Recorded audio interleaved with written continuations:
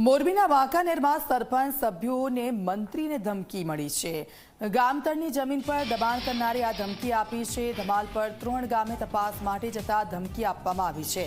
ગામતળની જમીન પર દબાણ કરી સાબુનું કારખાનું ચલાવવામાં આવી રહ્યું છે। દબાણ અંગે તપાસ કરવા જતા સરપંચ સભ્ય મંત્રીને ધમકી મળી છે।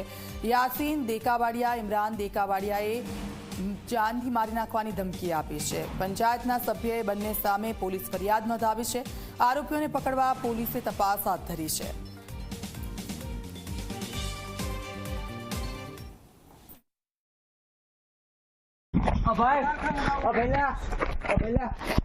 પંચાયતના મેમ્બરે ગમે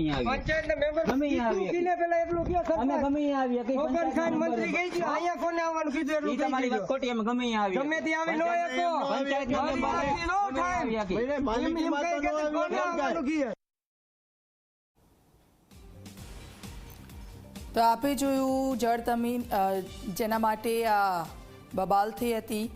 વાંકાનેર મોરબીની આ ઘટના છે। ધમકી આપવામાં આવી છે જાનથી મારી નાખવાની। વાંકાનેરમાં સરપંચ સભ્યો અને મંત્રીને ધમકી મળી છે। ધમાલ પર 3 ગામે તપાસ માટે જતા ધમકી આપી।